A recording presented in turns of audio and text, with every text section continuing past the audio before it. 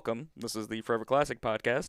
I'm Alex McCumbers. Today's guest is Ben Penrod, who is one of the founders of Twin Cities Comic-Con, as well as many others. And so today we'll be talking about various conventions, the state of going to a convention, and the kind of situation that we find ourselves in when it comes to getting guests out there and making it a big deal and things of that nature. Yeah. So Ben, how did you really get into setting up conventions generally? Yeah. So I used to be just a comic exhibitor. I used to sell comic books.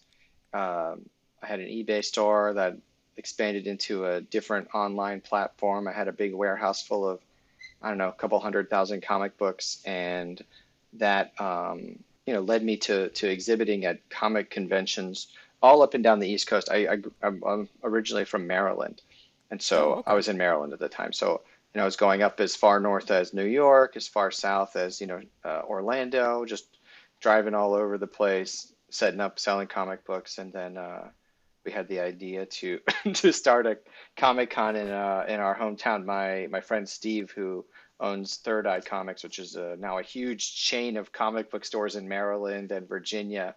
Um, he uh, he and I started the Annapolis Comic-Con, which is, we're still doing it. It's a pretty small show compared to what I'm working on most of the time, but it's still very fun. But Yeah. that's in Annapolis, Maryland, and then from there, I was like, wow, I've been kind of busting my butt selling these comic books, and I was never really making a whole lot of money. It was more of a hobby almost at the time, and I was trying to turn it into a more serious business, but it wasn't really coming together. But running that convention was so much fun, and I really felt like I was better at it. Hmm. So at that point, we didn't have any like big Comic Cons in Washington D.C. And so we started Awesome Con, and Awesome Con is now 70,000 plus people every year. It's one of the largest Wow. conventions in the country for comic and pop culture fandom, and that's that's kind of where I got my start really. When once Awesome Con took off, it was like that's my job, and that's all I'm doing Hmm. is running conventions. And then a few years later, I sold. Awesome Con got so big that I couldn't really manage the financials of it as a one person as a one person small business. So I sold a majority of Awesome Con to Left Field Media. They're still running it. It's still a great show. I'm still involved in it. But then on my own, I started Central Florida Comic Con. I started Alaska Comic Con. I started Twin Cities Con in Minneapolis, Des Moines Con. Next year will be Madison Comic Expo will be our new show for next year. Is And that Wisconsin? yes, yeah. Oh, okay. Very So cool. I kind of was looking at kind of Midwest areas that didn't have this kind of con. And Hmm. Des Moines is perfect. That's such a fun show.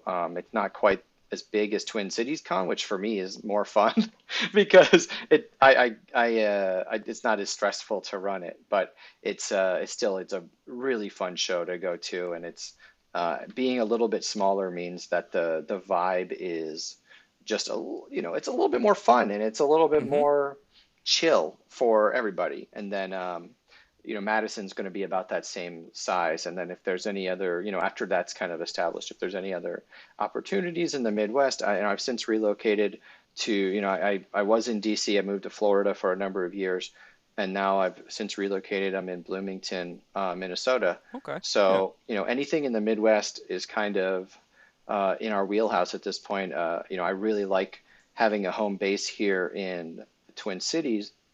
Hmm. Des Moines is 3 hours south. Madison's 3 hours, 3.5 hours east. That's real easy for us to keep one storage unit in Minnesota and not have to worry about, uh, shows that are, super far away that we have to fly to or anything like that. And we Yeah. still do have the shows in Alaska and Florida, but They've um, got their own yeah, equipment, I'm yeah, sure. yeah. So those are kind of kind of outliers, but those shows are a little bit more established too. But Yeah. yeah, that's kind of my story. I just this is all I do. This is is just run these events and try and make sure everybody has a good time. Yeah, I've definitely done a lot of the different scales of events because first one I ever went to was like Otakon in 2011 Oh, or so. yeah, that was in Baltimore then. It was at the time, yeah, and it's Yeah, since moved to DC, I yeah, believe. it's in the same venue as our as AwesomeCon. That's kind of what I was Yeah, figuring. That's awesome. But so my first con experience was like 40,000 people. I'm from West yeah. Virginia originally, and Oh, so cool. Yeah, cities kind of like freak me out a little bit. And so I get dropped into the middle of like 40,000 people all in costume. Had never been to one of these things before, but I got to meet the Green Power Rangers, so I mean that's pretty cool. yeah. And since Otica. then, I've went to like Tsubasacon, which is incredibly small in West Virginia. I've been to all of these cons here locally since I moved to Minnesota myself, and it's such an interesting like place to meet and like community hub when it comes to people who enjoy comics, anime, what have you. And so it's always been fascinating to see like these differing levels of people just getting together. And so was there like a particular event or something? Because obviously you're doing this, you're selling the comics and being in the con scene and like a retail kind of sense. But was there a particular moment involving like the community where you're like, okay, this is where I like legitimately belong? Oh man, there's a few things. Just it's weird for the con scene itself isn't something that I ever did before I was like selling comics. It's really weird. It's always kind of been a work thing. I'd never really attended cons before then. I don't know that I didn't really know a lot about them except, they'd have a listing of cons at the back of Wizard magazine. And Oh, sure. I always kind of thought like, oh, I'd want to go to one of those. That sounds really fun. But I didn't get my driver's license until I was a little bit older. And I had moved to Florida by then.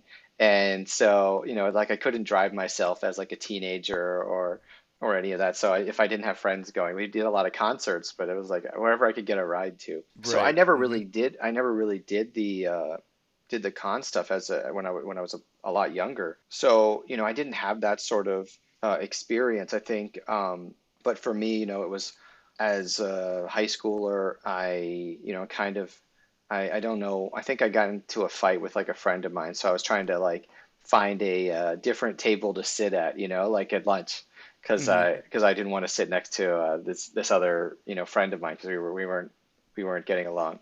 So I found this other table of guys who were kind of cool, and we talked. And I mean, I thought they were cool, but they probably didn't feel very cool. But it was like they were really into comic books, and they were really into and I loved comic books, so that was good. But they were also really into like Kevin Smith movies and got me into a lot of movies and TV shows that I had never heard of before.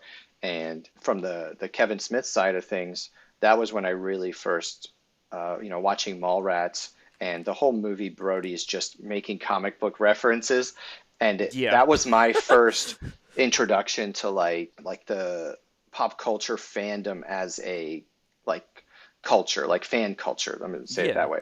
Because it And extends beyond comics oh and yeah, other things. Sometimes it's just wrestling or people who oh are yeah, really geeky about like baseball teams. Like I love talking to people with passions, and I oh find those yeah, type of people everywhere in every like interest circle, and yeah. it's great. And we could talk about wrestling for like an hours if you wanted, but I'll listen. yeah. So, I like to know the basics. because I think, I found, at a later date, I found like, message boards, and I think, I have a whole like wrestling message board community that are like real life friends of mine now, Hmm. that we've connected with in person, but it was all just us arguing about wrestlers on message boards in like 2004. But, Yep. but that's how Hmm. it started, and now we're all like, old. But but no, like I think those Kevin Smith movies really made me kind of understand that there was that the geek culture was bigger than just me and a couple of friends. Like there was this real community out there. And after high school, I went to work at a comic book store, and there was a game, a game store across from us. I don't think it was EB, it was Electronics Boutique. Then it became O'Shea. EB Yeah. Games. Now they're all just GameStops. But Right. Yeah.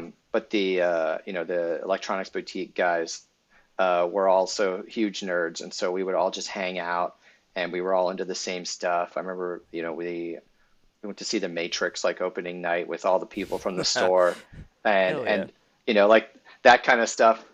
And those are moments that, I really kind of formed me into this like, professional nerd that I am, Mm-hmm. where my whole job just revolves around fandom and superheroes and movies and TV shows and cartoons and comic books. And, so I think those are kind of those sort of, canon events that led Yeah. me down this path. And then, from a con perspective, it would be, when I started Awesome Con, I knew that I didn't have a lot of experience with bigger conventions. I know I'd never run a big convention like that. So I just started going to every convention I possibly could. And, some of I went to Emerald City Comic Con Mm-hmm. in Seattle. I went to Calgary Comic Expo in Calgary, Alberta, Canada. I went to Dragon Con. And I think Yep. those were the three conventions that really influenced me, made me feel like the show could be part of something bigger. It wasn't just like this little event that happens once a year, that it was a bigger thing. It was almost like a sports franchise, if you will, like for, Yeah. it's every town kind of has their own thing. And if you can get the whole city together and get it to believe in you, you really have something special for this one weekend every year. Mm-hmm. And those were kind of the three shows where I really, when I was there, I felt like something special was happening and I wanted that for my shows. And, for Awesome Con, I feel like we totally got there. I think that show is absolutely special. It's amazing. The fans are super passionate in DC. I feel like the show in Alaska, while it's Mm-hmm. not big, it's kind of the only thing up there. And the way our relationship with the fans in that community in Fairbanks is so cool. I can't Yep. tell you how much I love being up there. I feel like the Des Moines show is getting there. It's still a little bit newer, and then I feel like Twin Cities Con is on that path to being like this special Midwest show, and I'm working Yep. so hard, and I'm not sleeping, and I'm just working, working, working because I want this show to be that type of experience for fans who come to the show. Like, I want them to come to Twin Cities Con and just be like, wow, this is everything I could have imagined out of this event. And we're putting in that work. We're bringing in, I hope, the right people. And I Mm-hmm. think we are growing it responsibly and not trying to come out and run, have something too big too fast, Right. because that can be bad in its own ways. You don't Mm-hmm. have enough, if not enough fans show up because the show's a little too new, it doesn't feel special. If um you know if it's if it's too big this year, we can't kind of keep that momentum going for next year. So there's a building responsibly aspect to it, but also, Yeah. we just put out our programming schedule, and it's so amazing and it's so full. I think it's like 6 rooms running open to close every day, and just like, how can one person take in all of this programming, as well as the exhibit hall, as well as the artist alleys, like, as well as meeting celebrities, or Mm-hmm. jumping in the costume contest. There's so much stuff to do that one person couldn't do it all, and that's kind of what we're going for on it. But I think it's So I you think it's gotta the come type. back. Yeah, you got to come back. You've got to It's you like got to make Disneyland. you got to make some tough choices, and it's the type of thing where you can put together this really fun schedule and do it your own way. And the cool thing is about this kind of show in particular, where we are not a specific fandom, is that everybody really has their own con. Like, everybody gets Yep. a completely different con. Your friend might want to, spend 2 hours a day in the game room, do a couple celebrity panels, and spend the rest of the time in the exhibit hall. But you might want to go, spend like 30 minutes in the game room, do some workshops, hit up all the after hours programming. There's just like, there's everybody's con is going to be slightly different. It's going to be Mm-hmm. unique. And that's I th- something that I really love about this kind of show. I think in a way that fosters communities, because I'm fascinated with the idea of nurturing communities in a way that, like you mentioned earlier, are responsible. You want to make Yeah. sure that you're taking care of the people you have and not setting yourself up to failure and all these things. But what I like in particular about Twin Cities Con, and this is something that the reason that I'm going to this con is because a couple select guests, and so I like looked at it last year, and I'm like, well, if I have time, I'll go. And then I saw the guest list for this year, and I was like, oh no, we have to go, because my partner, my girlfriend, is really into the Star Wars Clone Wars, and her favorite character is Ahsoka, which is Yes. represented in this roster, and so we were like, all right, we gotta go. And then on top of that, like the people from Marvel Spider-Man will be there, and I'm a big game guy. I do Yeah. the It media comes out. side as much as I can. It's coming out like tomorrow, I think. Yeah, so I'm hopefully gonna have some time between now and TCC to really get a grasp of what's going on there, and hopefully I'll get to speak to those people. But what I love about this approach to rosters is the fact that, like you said, there's something for everybody. We have Nickelodeon cartoons, we have children's cartoons like Bluey and Blue's Clue. We have Danny Trejo, who collects an odd number of fans, like Yeah. Kevin Smith, who you mentioned earlier, being a big like Yeah. part of your geek journey, so to Yeah. speak. That kind of ties it all together too. Yeah. It's really special for me to have him coming to my event because Is this the first time? for Twin Cities Con, yes, Okay. I booked him for Awesome Con in like 2015 maybe, and Oh, things are I different now. yeah, it's all that feels. It doesn't feel like it was that long ago, but I'm Yeah. definitely I feel older, but but it's For context, yeah, I'm 32, so I yeah, mean, so, I yeah. feel you. Yeah, so no, I just turned 40, so it's like it's a big year. 2023 has been a big year of like of just kind of taking stock of my age and feeling my Hmm. age, but and at times not feeling my age. Like I don't know, I Right. still feel like I'm like 12 years old most of the time. I'm still like just watch cartoons. That's the beauty of being into geek stuff, I think, these Right? days, is because it gives you this like mental youth.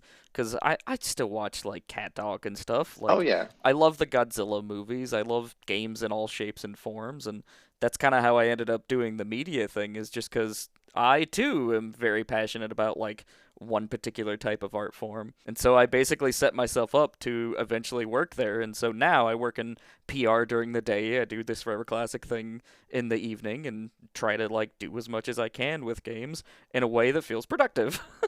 And so it's been a wild experience connecting like your career to your passions.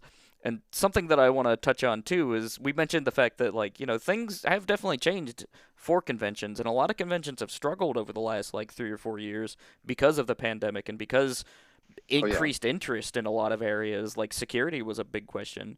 Uh, what sort of lessons have you learned during this kind of like tribulations period for conventions, and what do you see for the overall future of these types of events? So from my side of things, coming back, so over the pandemic was just there weren't any cons, so Hmm. it was just it was bad. It was really bad. There As was someone, attempts for yeah, online, but it didn't yeah, really I work did. out in most of them. You know, it those were kind of cool, but it was from my perspective as somebody who like this is how I pay my bills. This is how I put food on the table. It was a year and a half where I didn't make any money at all, and it was Hmm. like I didn't have a job, and so that was um, very that was a very stressful time, as you might imagine. I know a lot of people, not just in the event industry, but a lot of people went through it.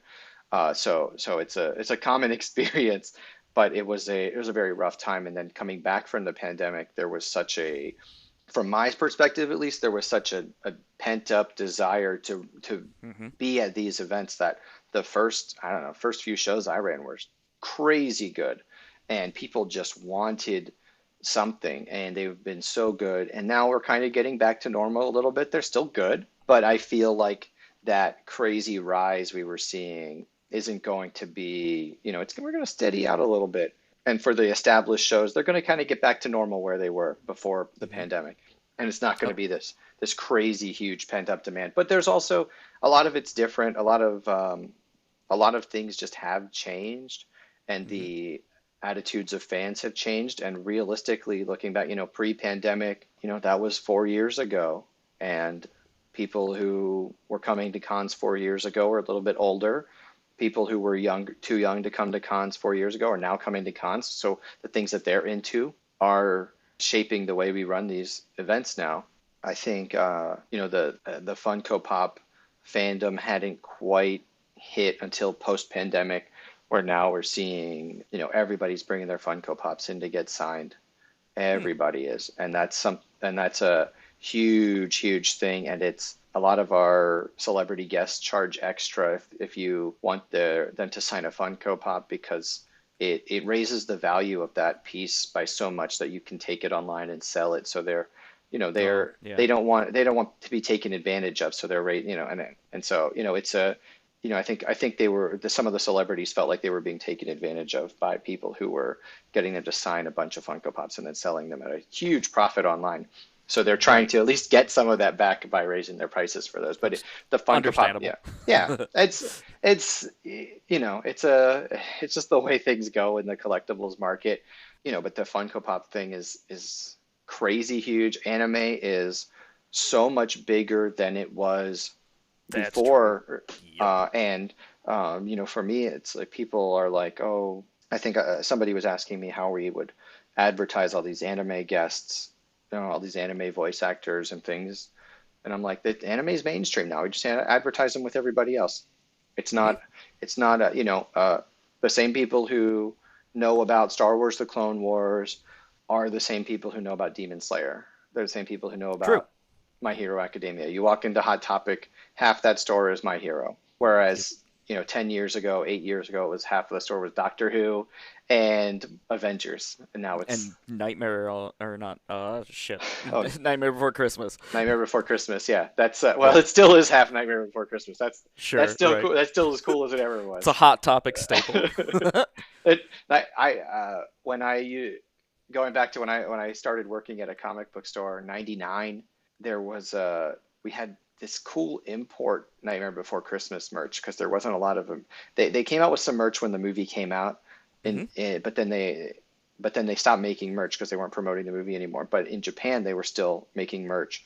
And so we got this really cool Nightmare Before Christmas merch that was imported from Japan, and it like flew off the shelves. And it was Oh, like, that's cool. when I kind of knew. I was like, Nightmare Before Christmas is like cooler than cool. Like, it's never going Yeah. away.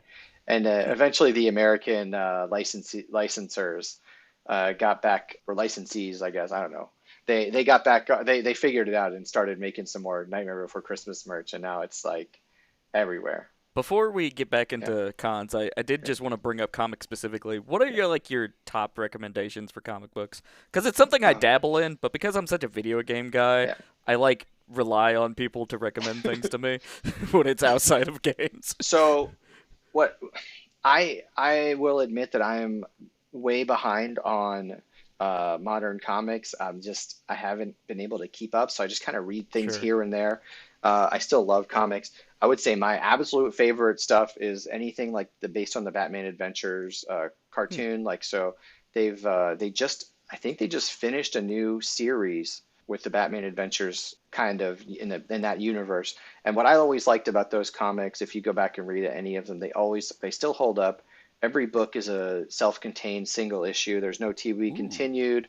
So you Mm-hmm. pick up any book, you pick up like, the Batman Gotham Adventures number 11, you know, and it's just one story in there. You don't have to, it doesn't matter what happened before it or happened after it. You'll be fine. You know who Batman is already, so you'll be set. Who knows? It's some he's gonna, some villain's gonna have some plot, and he's gonna beat him by the end of That's it. And helpful that's because and the way that's I buy comics are those hardcovers that are yeah. complete. That's how I Well, engage with that medium. yeah, and this is like you just buy one comic, it takes you 10, 12 minutes to read it, and you are like fully satisfied by the end of it. So those were Yep. always have been my favorites. Very underrated books. Sometimes they'll have Paul Dini writing on those, but I know Ty Templeton's always been involved. Those are great. And then after that, it's always just like following writers that I really like, Mm. whose work I like. Kurt Busiek, my absolute favorite comic book writer of all time. I'll read anything he writes. Astro City. I'm a little bit behind on it, but man, a huge Astro City fan. Peter David, who's someone who he was at the first year of Twin Cities Con. Mm. I know his health isn't amazing right now, so I'm hoping he's I think he's kind of back on the mend, but he's somebody I absolutely love his work. He's just his mind for writing comic books is just perfect. Those are two of the main ones, but there's a lot of great creators out there, and I just try to kind of follow the creators who, do what I like.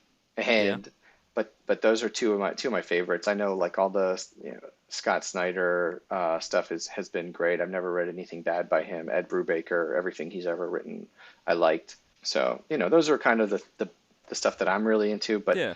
man, those Gotham Advent or the Batman Adventures books based on the animated series kind of universe, they always perfect, absolutely perfect. You can never go wrong.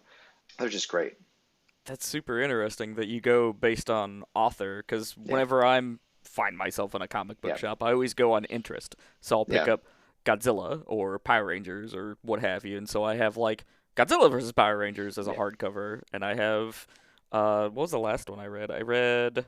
I can't even think of it right now, but anything that's like a one shot that's recommended to me. Last Ronin, the Oh TMNT yeah, story, that that was looked really fun. good. It's pretty cool. I'm really excited to see if they end up doing something else with that property, because that's a pretty unique take. So yeah, back to conventions. One of the things that I saw you talk about several years back was the approach that is really required for making sure that attendees and guests feel safe.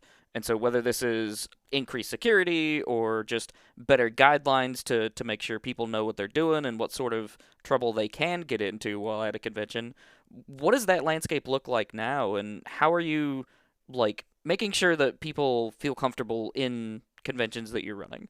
Oh, that's a good question, man. I think I think having a baseline of security at your event is the first thing. Everybody wants to Mm-hmm. feel like, you're taking security seriously.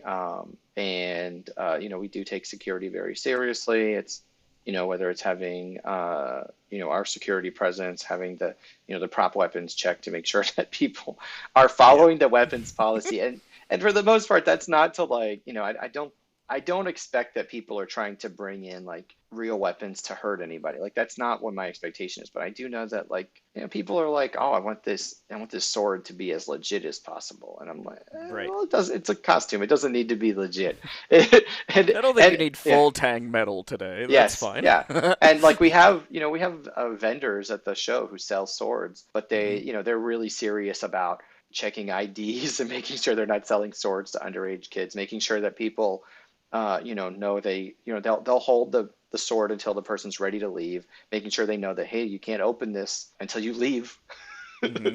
There, Right. Right. it's sealed in a box, and we put like a security tape. They put like a security tape on it, make sure people can't open it, and maybe make sure people don't open it until they leave the convention floor. And I've had to, ask politely ask some folks to leave. I see them opening their swords like every once in a while, which it's like, hey, you guys know you can't open that in here. Come on, you have to take Hmm. it out to Yeah. your car and you can come back. I know people in general are well intentioned, but safety first. Yeah, I've definitely seen a lot of different approaches to this, whether it's providing, those little things you put over drinks so that people don't spike your drink at a club. I've seen different groups at cons provide pamphlets with information about like, the symptoms of various influences if Oh somebody yeah, were to spike your drink. Like, there's definitely a lot of different approaches to it, and I don't think there's like a one fit all solution, and every community is unique, obviously. But the other thing that I've seen a lot of good come out of is like con level communication. So like the admin staff being active on the Discord oh or yeah. just being readily available for information helping, like all of that seems to be a benefit as well. Is that really like changed at all, or is that kind of what you all are going for Yeah. too in this Yeah. like 2023 onward? Well, we obviously, we try to be as open and communicative on socials as we can. I think having, being active on Discords and stuff. We are, I mean, we are on Discord, but I think that might be. I think more of the like kind of niche cons. They're Hmm. they're kind of more active on the Discords where you've got like these, they probably have bigger staffs than we do, and they're not, full time.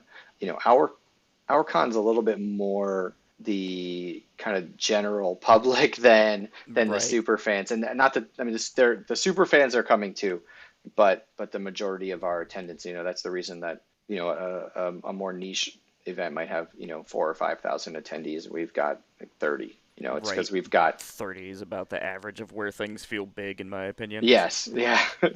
So so like we're probably not that same kind of communicative as some of those other cons that where they do tons and tons of communication. But as far as like safety and security, we're super communicative, and we have a lot of communication around like first time attendees, and Mm, like okay. because we find that every year, regardless of our growth, a lot of the people who come to the show have never been to any sort of con before, which is really Wow. cool. But this year especially, I hopefully that means our marketing is really hitting. But we've been getting a lot of really basic questions from people who are like, that like you or I might look at these questions and be like, oh man, this is obvious. But if you've never attended an event, a con before like this, you don't know. And Yeah, it's a and legitimate question. Hmm. a lot of people just see our ads all over the place. They might see we've got a big billboard campaign right now. They might see the billboard and be like, "What? I can meet Danny Trejo? Like, I'm interested in that." But they don't. They might not have any idea what it looks like inside the con, what to expect when they get here. In their mind, I don't know what Twin Cities Con looks like in their mind. I know what it looks like. I know what it's going to look like when we get there because I'm planning Right. the whole thing. But if you're just like, man, I'd love to go meet Danny Trejo. What do I have to do to go meet Danny? Then that's something that we have to communicate, and we have to make sure people know what to expect, and they get their tickets, and hey, okay, this is what your ticket looks like. It's a QR code. You've got to bring it to this area, follow the signs to registration. Then we'll give you a badge for whatever kind of ticket you bought, whether it's the Yeah. 1 day, 3 day VIP. We'll give you your badge, and then you go and you can shop on the exhibit floor. You can buy your photo ops with Danny. You can go stand in line, get him to autograph something, and Danny's line's gonna be really long, but it's also he spends some time with everybody, and he's such a cool guy to meet that Hmm. if you stand in line for an hour to meet Danny, it's well worth. It's like that's a good way to spend an hour, honestly, because Nice. he is so cool. And it's the same with most of the celebs that are coming to Twin Cities Con. But I know like a lot of people. Danny's one of the people where it's like there's a lot of new fans who have never even considered coming to a con before are like, oh wow, I'd really like to meet Danny Trejo. Yeah. And him, and then Steve from Blue's Clues is gonna another one, and So I think a the lot of yeah, like prep work goes into it, right? I mean, yeah, there's you set up your different like language that you use on the website oh whenever yeah, people get their email to sign up. All of that kind of comes into that. Well, cool. It's interesting that like all levels are kind of considered, and every con's different, right? So clearly there's going to be an adaptation, I'm sure, yeah, if you run into, I don't know, like a particular group all coming in all at once for one particular thing, and they're oh yeah, confused. Like that can be a whole situation, but I'm confident in the teams that like there's a reason that people can make their careers out of conventions because conventions are something that we've kind of fine-tuned as a society into something really meaningful and special, and there's a lot of preparation that goes into just getting one of these done. Like I see so many people throwing together an event and then spend like 4 times as much time leading up to that event just to make sure that it happens, and that can be their whole job. So yeah. it's cool. Moving into just some nuance about like our area, was there anything in particular about Minnesota or the Midwest that stood out to you aside from the logistics advantage of being able to travel to Yeah. different cities? I would say at first, probably not. Like I didn't really know a lot about the area, and I hadn't spent a lot of time in the Midwest in particular. I mean, I've traveled a lot, but I really Mm-hmm. hadn't traveled in the Midwest a lot until I started Twin Cities Con. And what I found is that like this is just a very passionate, the Midwest kind of attitude, not necessarily the stereotypical Midwest attitude, but the real Midwest attitude is just very passionate about the things that they like. And everybody's Mm-hmm. kind of like that. But in the Midwest, it's a little bit more. If you like something, you're gonna really you have no hesitation in putting extra time into it. And that applies to, superhero con stuff the same way it applies to knitting or boating Yep, I've or seen this. hiking or First time I saw fighting game players out here, I was like, yes, holy shit, y'all are on some yeah, different and like it's energy. it's a long winter and it gets dark Yeah. early. Hmm. You gotta have something to look forward to, and so I really felt like I fit in that way. But then Yeah. and then I also know that in Minnesota especially, and people love events. I spent all summer going to cool ass events, and they were packed, whether it's concerts, whether it's the state fair, which is Yep. like Hmm. a national or a state holiday almost, the Ren Fest. I did my Um, first one this year. Yeah, the state fair. It's something. Like there's oh my something gosh. about this area and people who have passions, and I think that conventions are really like kind of the perfect environment for a lot of different passions. And so it kind of works out, right? Yeah, it's well, I mean, we've got something for everybody. If it's in the kind of geeky sphere, absolutely. I think Yep. we've got a ball joint doll panel at some point. Oh, cool. And so, there's I know I think my sister is like really into ball joint dolls, so she's really hyped for that one. But it's My girlfriend's yeah, mom's a Barbie like yeah. photographer. She does the Oh, dioramas and cool. stuff. They go to Oh yeah. BarbieCon, so I'll have That's to great. Yeah. let her know that there's Yeah. gonna be a panel or something that she Yeah. can check out. And then we might have I would look at the schedule, but like Barbie stuff, I mean, obviously Barbie's really hot right now, but we're leaning heavily into the Barbie stuff. So I mean, I think we may have some more Barbie panels or that talk about that sort of cultural phenomenon at least. Yep. But I mean, man, people out here love events and love going to events, and the first weekend in November, what's better than an indoor event? True. Because it gets cold out here, Yeah. like dangerously cold. But last question I have before we Okay. can do just a quick recommendation about whatever. We've talked kind of all about like why conventions are so important to people like me and you, but what overall value do you think conventions offer to cities and communities maybe wanting to start their own, or how they might better support the conventions that they have? Yeah. So, like I think, like I said before, and this is something that I'm gonna hammer on for the rest of my life. I feel like these big cons are like a sports franchise in a lot of Hmm. ways. It's every city kind of has their own, and they take place at these big, typically, venues owned by the municipality, and it brings a lot of people together at one time. For cons specifically, I think the fan culture is just, I think it's, I think it's good for people. I think it's good for society to have this fan culture that's very positive force, and it's celebrating things that people like, which everybody's a fan of something. And obviously, this is more pop culture focused, but everybody's a fan of something, and there are kind of big events for everything. But this is, as we are kind of hitting this period where superheroes and superhero films and sci-fi fantasy is just so mainstream. Anime, again, Hmm. very mainstream. As all of this stuff is just being taken like through the moon and making billions and billions of dollars, which as a kid I never could have imagined. I never could have imagined that anybody but me and my friends would have even cared about the Avengers. But Right, now yeah. that's one of the biggest properties in the Multi-billion world. dollar Yeah. franchise. And so it's like the highest grossing film of all time. It's just crazy, Yeah. absolutely crazy to me. But that's cool. And now that there are so many people into it, it's just the fandom is so big.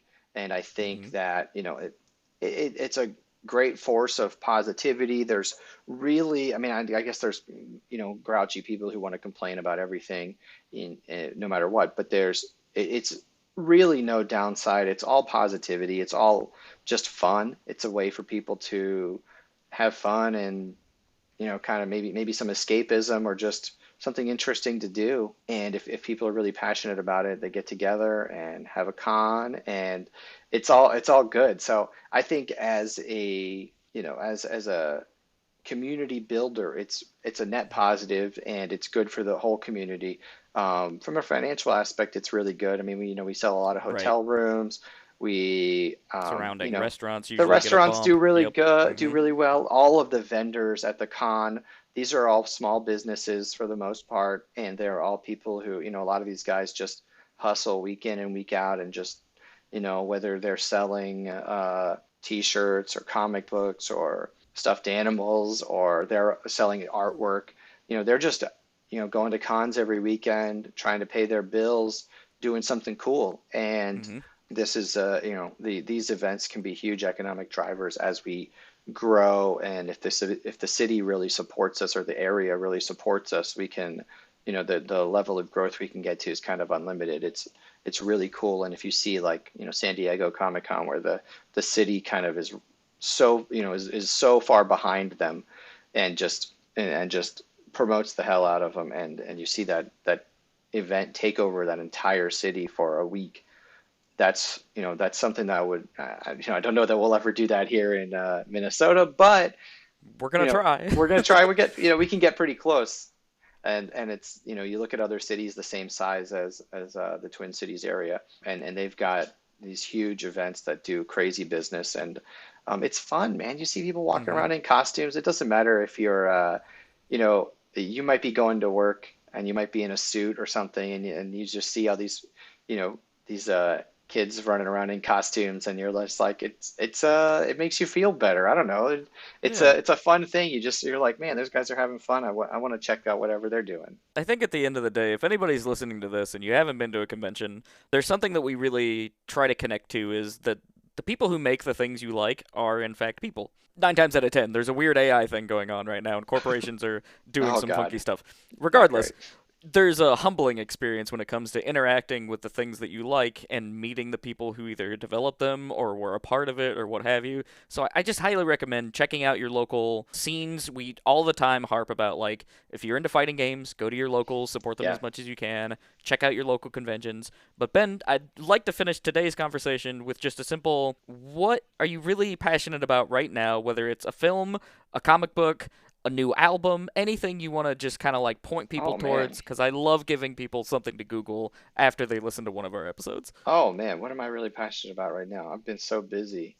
You know, I think I spent the whole summer watching baseball. Okay. As I work from home and I have, crazy attention span issues. I always have something on TV just and I can't put on like a TV show or I'll pay attention to it. So I just Yep. put on baseball, and I'm a huge Baltimore Orioles fan. I grew up in Maryland, and that was, Cal Ripken and all that, and it was a big deal. So the O's had a huge season this year. They won 101 games. This was one of their best seasons they've ever had as in the 50 plus years they've been in existence, maybe 60 plus years they've been in existence. But it was a great season, and I really just was taking it all in. They've since been eliminated from the playoffs, but it was a great season, and I took in every minute of it, and I really enjoyed watching them win so many games and watching the team just kind of crush it. And as I had kind of fallen out of baseball fandom for a while and and came back in as this team is getting really good, and it was super fun. I got to really be a baseball nerd this year as for work, I'm immersed in like superheroes and stuff. And I have been Yeah. I'm trying to catch up on Clone Wars, and I've been watching all the Disney Plus Star Wars stuff, which is freaking amazing. And I love It's it. so I cool. love it all. I won't let anyone say anything bad about any of these shows. Ahsoka, you maybe some people have complained about certain things, but I mean, to me, it was a lot of cool ass spaceships, a lot of lightsaber fights.